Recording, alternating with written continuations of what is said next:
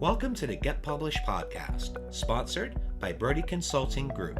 To get more information about our coaching, publishing, executive ghostwriting, and podcast production services, go to getpublishedpodcast.com. Hello, I am Paul Brodie, and thank you for joining us for another episode of the Get Published podcast, where we help authors get published with a proven system that works. Today, we're being joined by Robin Storey, author of Murder Undone. Robin, welcome to the show. Thank you, Paul. Thank you for inviting me. Are you ready to get started? I am. All right, question number 1. What is the one piece of advice that you would give to a first-time author who is currently writing their book? Apart from reading widely and writing lots, I would say the most important thing is to get constructive feedback of your writing. Because if you don't, you're never going to improve. And that's the most important thing I think about writing, that each book we put out is better than the last one. And there's a number of different ways you can do that. If you happen to belong to a writers group, you can get feedback from that group, either online, there's lots of good online critique groups, or in person. I'm very lucky in that I have a very good critique partner, and we've known each other for years, and we exchange our work on a regular basis for each other to critique.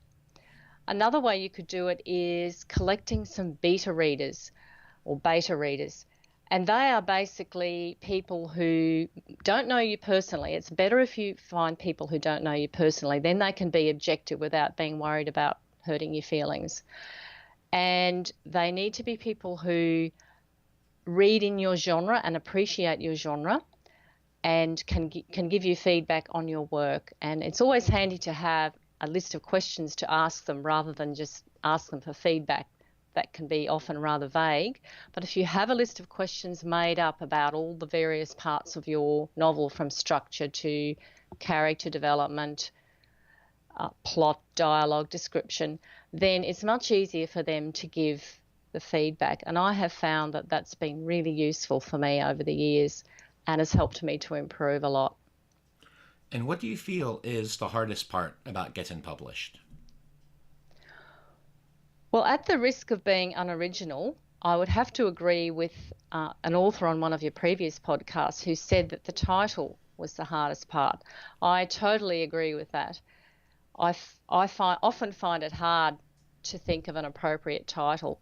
And the title is so important because it has to denote the genre of the book. The reader has to be able to look at that title and instantly know what type of book it is. Having said that, I think there's 3 elements actually that are the hardest. And besides the title, the other 2 things are the cover and the book description. They're the 3 things that people look at immediately when they see a book on Amazon or whatever other site your book's on, that will influence them to buy the book or not to buy the book. So not only the title, the cover has to be just very much in fitting with the genre that you're writing in, and the book description as well.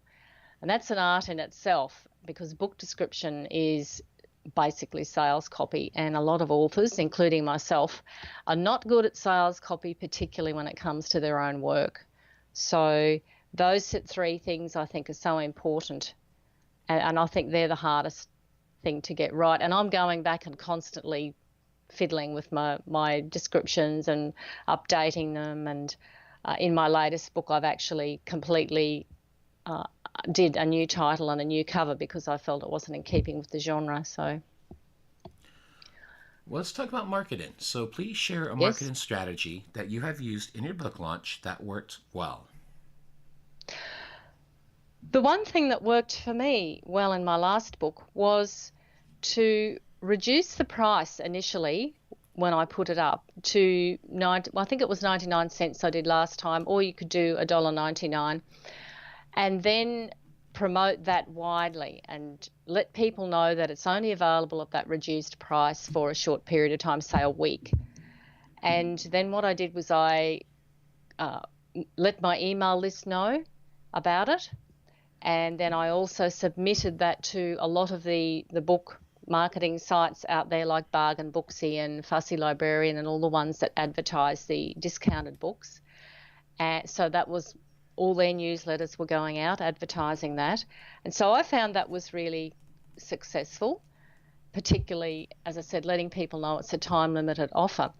And I think the other good thing about being an indie author is that even though it's important to have, I think, a bit of buzz around your book when it's first launched, the thing is you're constantly marketing. So if you don't have as many sales as you would have liked during the launch period, there's always lots of other times you can have specials and discounted prices and that sort of thing to spike the sales. So that I have found that reduced price plus lots of kind of buzz around it is the best launch tactic.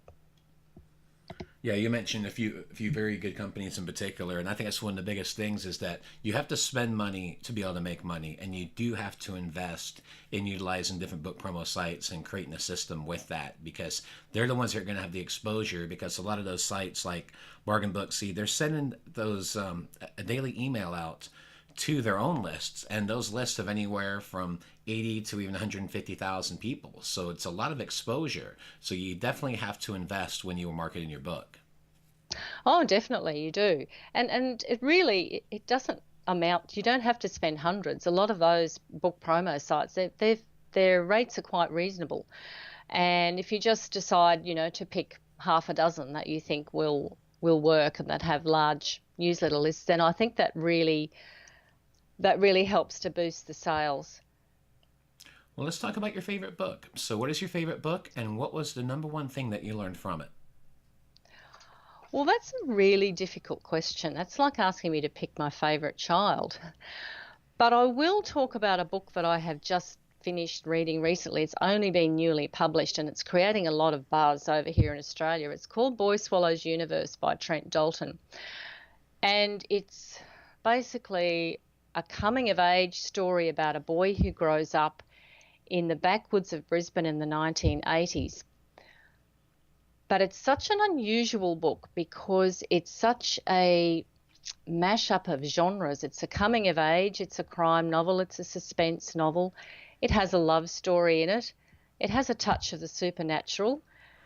And you'd think to yourself, well, how can the author blend all of these genres? But he does, and it's also a book that's just so full of suspense that you have to keep reading it.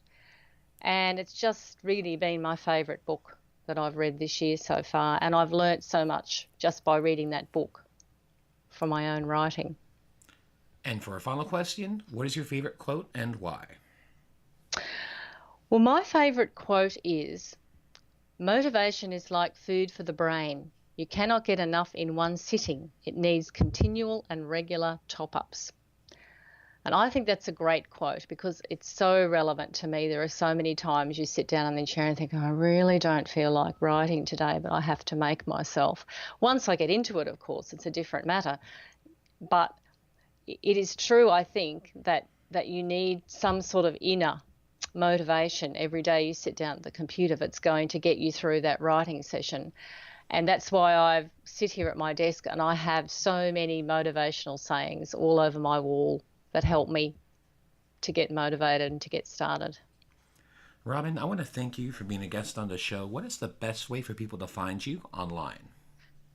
Online, my website is Storylines, STORY-LINES.com. Well, Robin, I want to thank you once again for being on the show, and I wish you all the best in your author journey ahead. Thank you very much, Paul. It's been great. Thanks again for joining us today. To learn more about how you can be featured in our brand new Get Published business book, go to getpublishedpodcast.com.